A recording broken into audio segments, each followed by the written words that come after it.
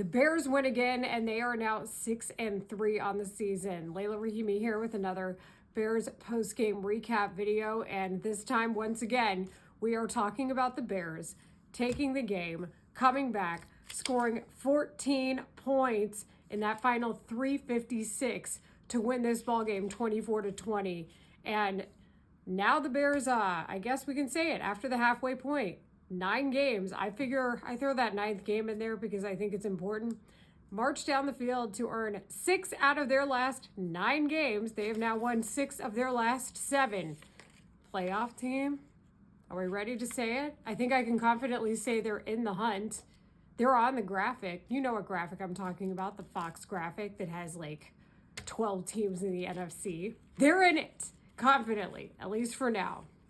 In the meantime, once again, this is a game that the Bears could have lost. They come away with the win. And what's a little bit different here, I don't necessarily know that they ran the ball like they wanted to. We knew that coming into this game, the only team that was worse in the NFL at giving up the run in yards per game was the Giants. It was the Bengals the week before at 32, the Giants at 31. So the only team worse than the Bengals, who the Bears beat last week, were the New York Football Giants. They averaged 150 yards that they would give up on the ground every game.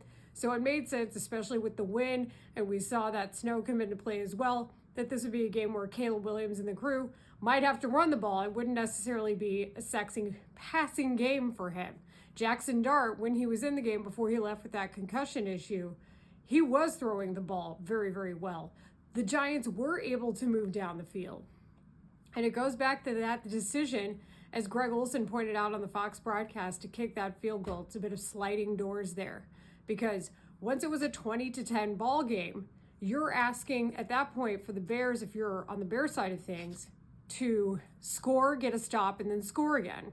And I don't think Brian Daboll, based on what he saw in the game out of the Bears, thought that that was a possibility. I didn't think it was a possibility. I was wrong. And one of the things that was really encouraging about this game was the Bears got back to running the football. Not a lot of offensive minded coaches would do that. Not a lot of offensive-minded coaches are going to say to themselves, let's run the ball a little bit more here when we're down. And that's what the Bears were able to do.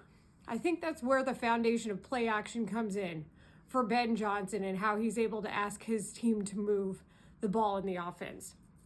Bears end up running for 171 yards in this game, but 68 of it was in the fourth quarter. So think about that when all of this comes into play. And we saw play action and the Giants having to commit to the run, help lead to big plays in the passing game, and ultimately set the Bears up for success. Let's go back to not only how the Bears remembered how they got here, how they got to this point successfully, but also how they were able to set it up. Yes, Caleb Williams put on his Superman cape. As Ben Johnson talked about, know when to be Superman and know when to be the guy making plays and structure. And it goes back to also a couple of other principles here. Number one, there were 6 drops in this game by Bears receivers.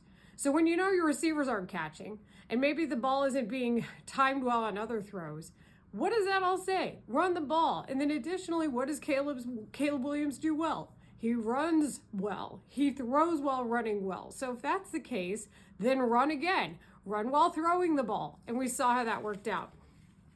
Caleb Williams and the Bears marched down the field, as I mentioned, 14 points in 3 minutes and 56 seconds. He was 20 of 36 for 220 pass yards and a touchdown, but a very, very key 63 rush yards and that touchdown. About the touchdown, the game-winning one that made it 24-20. That is a bootleg play where the Giants had to commit to the run. Why? Because the Bears were still doing so very, very well in the fourth quarter. So that play was built on the run. The Giants helped commit to the run. Cole Kmet, if you remember, lines up at fullback. And the Bears like the I formation, I think, inside that Gold Go offense. We've seen it a time or two. So there's a slide route there on that play. And then Cole Kmet has Caleb Williams' back by blocking in front of him. Key block yet again by the tight end. I feel like we've been saying that whether it's Cole Kmet, whether it's Colston Loveland, you can throw Durham Smythe in there. Ozzie Trapillo reporting in is eligible often, and I think that's been very helpful for the Bears in some of the max protect packages. That part of the game being so key, the downfield blocking. And then great call by Caleb Williams to be able to go into the end zone and get that touchdown. Carried the team there. I can't imagine how hard that is that late in the game when you've been playing, especially behind in that kind of weather, the fatigue that you have, and he's able to do that and help win the game for his team. Now listen, is it pretty? No, I think Ben Johnson said it after the game pretty well when he talked about how the next step is to not just get the stops you need during the game. And yes, the Bears defense had a lot going on in this one where you can say we needed to see more out of the pass rush, especially out of the established starters, not necessarily guys like Joe Tryon Shoyinka, who they just acquired for the trade deadline, but other guys like Montez Sweat. Grady Jarrett gets mysteriously called for that hold. We'll take a look at it yet again, talk about it on 670 The Score. But in the meantime, the defense left a lot to be desired, but importantly, they get a key takeaway when they needed one, and they get a key stop. So let's go back before. We talked about the bootleg touchdown drive. Let's go back to the drive before, and that is where we saw 3rd and 7, Giants ball at their own 38-yard line, a well-called defensive line stunt, and who's available?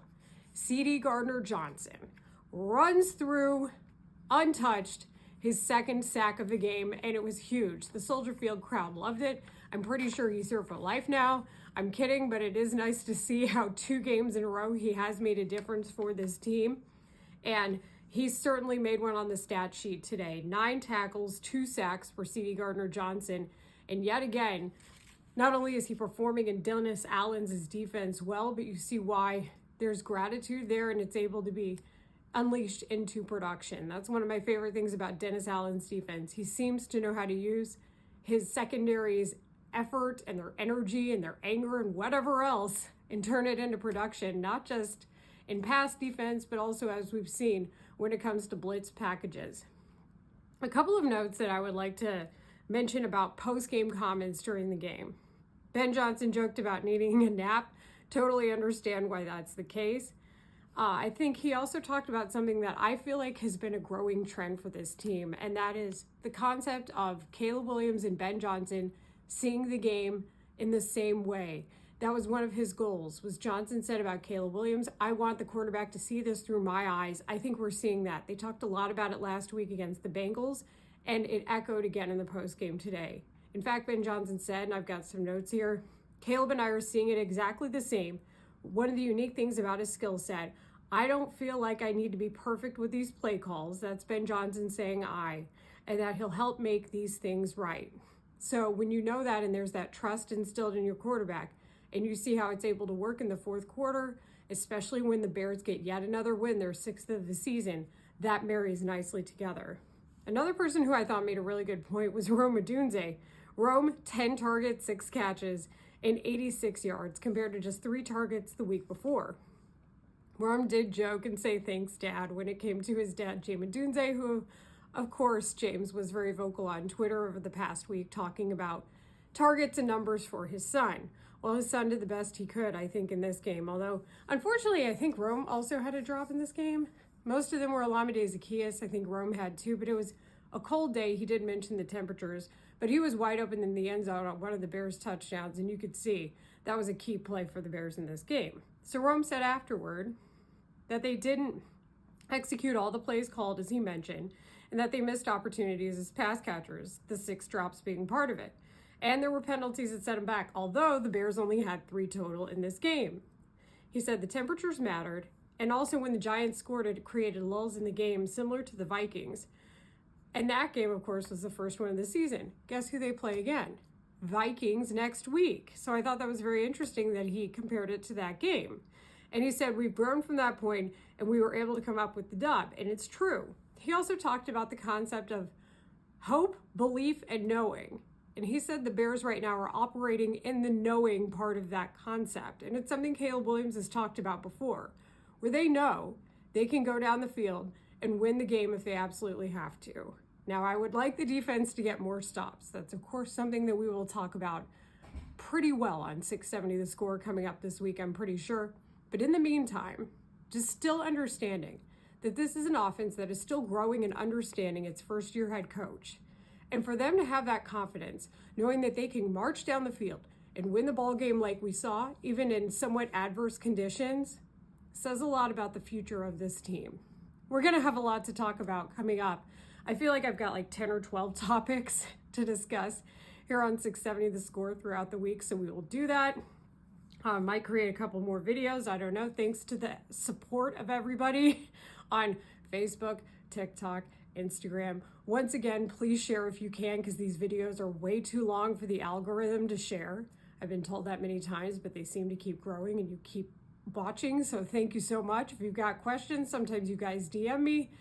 If I see them on time, then I will try to answer some of those as well. But once again, just thanks for watching, and I'm glad we have a lot to talk about. You can join us, of course, YouTube, the stream we have on Twitch, 670 The Score. We will be there tomorrow morning at 10 o'clock.